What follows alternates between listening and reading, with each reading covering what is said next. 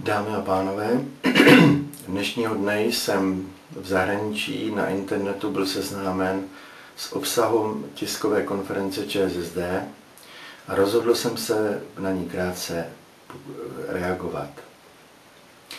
V prvé řadě bych se vyjádřil k tvrzení pana Paroubka, který mě napadá, že jsem se vyjadřoval o ČSSD jako o nedůvěryhodném subjektu.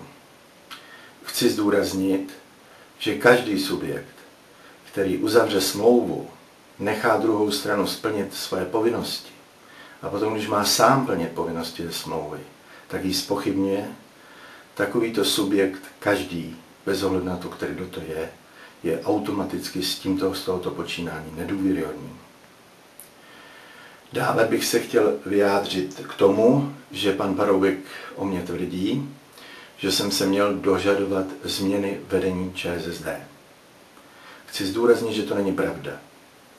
Nikdy jsem se změny vedení ČSSD nedožadoval, a to jednoduše proto, že nevěřím, že by mohlo dojít k takové změně vedení ČSSD, které by nové vedení by mohlo vrátit důvěryhodnost České straně sociálně demokratické. V dalším potom bych rád jako vyloučil, že bych byl tak bláhový, že bych se domníval, že pan Paroubek se nějakým způsobem domlouvá s ministrem zdravotnictví, aby orgány nemocenského pojištění na mě podávaly exekuce. Podstata problému je jednoduše v tom, že pan Paroubek a osoby, které mu pomáhají na mě vykonávat určité nátlakové akce, dobře vědí, že například Městský soud v Praze mi již přes 7 let zadržuje odměnu správce k úpadce OSAN v konkurzním řízení OSAN, která činí v současné době 8,5 milionu korun. V dalším konkurzním řízení mě Městský soud zadržuje odměnu správce úpadce Agrox přes 1,5 milionu. A jsou to mnohamilionové částky, které mi jsou zadržovány právě proto, abych já nemohl plnit své závazky vůči státu a jim ovládaným institucím. Domnívám se, že takové postup ze strany státu je nemravný a možno říci až zločinný. Finanční úřad v Litoměřicích, pokud si uplatnil pohledávku, kterou za mnou má v řádu desítek tisíc korun vůči ČSSD, jednoduše tak učinil vůči ČSSD jako poddlužníkovi finančního úřadu.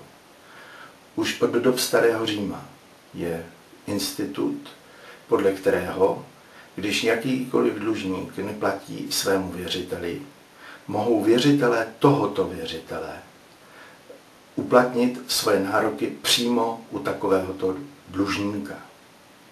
Na tom není nic nestandardního a je to opět spojeno s tím, že jsou mě úmyslně zadržovány mnohamilionové částky, abych nemohl plnit své závazky vůči státním institucím. V příštím týdnu na základě toho budu iniciovat výzvu k ministru spravedlnosti, aby se vyjádřil, zda je vůbec slučitelné se zásadami právního státu, aby stát komukoliv zadržoval obrovské částky po dlouhou řadu let a souběžně na takovémto subjektu vymáhal daně a poplatky, jako by zadržování těchto peněz ze strany státu nebylo. Ten stát je totiž ve mém vztahu, pokud mi zadržuje moje peníze, jednoduše dlužníkem. Pokud se jedná o podání trestního oznámení Českou stranou sociálně demokratickou na mne z údajného vydírání, tak musím prohlásit, že jsem přesvědčen o tom, že ČSSD toto trestní oznámení na mě podala proto, že je přesvědčena, že má stále, i když odešla z vlády, silný vliv na orgány policie, státního zastupitelství a dokonce na některé soudy, a že prostřednictvím tohoto vlivu mě může nechat šikanovat. Budu se pochopitelně takovýmto postupům bránit a budu velice bedlivě sledovat, pokud nedojde ke změně některých nestandardních postupů některých státních orgánů vůči mé osobě, pokud mi i nadále budou zadržovány mnohamilionové peněžní částky, bude mi to jenom potvrzovat podezření, že minimálně část současné vládní garnitury se dohodla s ČSSD, uzavřela jakési nečisté dohody na můj úkor a pochopitelně tomu přizpůsobím svůj další postup. Když pan Paroubek hovoří o tom, že s ním odmítám jednat, chci říct, že od roku 2000 jsem oslovil a navrhoval jednání všem předsedům ČSSD, včetně pana Paroubka, kteří průběžně v té době byli i předsedy vlády. Když ČSSD z vlády odešla, tak jsem jí navrhoval počátkem tohoto roku, aby mě složila ve Švýcarsku, alespoň v jednom sporu, který už soud rozhodl prvoinstančně můj prospěch, částku odpovídající dluhu ČSSD 170 milionů korun. Když ČSSD toto odmítla, bylo to odmítnutí mě důkazem, že nadále je přesvědčena, že může vůči mě postupovat způsobem, že mi bude platit jedině když se něčeho vzdám. Takovýto přístup je pro mě nepřijatelný. Proto nebudu ČSSD jednat, neboť není možno, aby věřitel jednal se subjektem, který na svého věřitele podává trestní oznámení, který podává stížnosti advokátní komoře a tím ho existenčně chce ohrozit. Takovýto postup prostě je pro každého normálního věřitele ze strany jeho dlužníka nepřijatelný. Nenechám si diktovat svým dlužníkem, kolik mě má zaplatit. Pokud se jedná o to, že pan Paroubek se vrací k jistém pomlouvačné kampani svých předchůdců o tom, že mám nějaké nevyřízené účty s panem doktorem Hájkem a panem doktorem Halbichem, kteří byli mými asistenty, tak zdůrazňuji, že s panem doktorem Halbichem ani doktorem Hájkem jsem nikdy neměl žádné soudní spory a žádné soudní spory neprobíhají.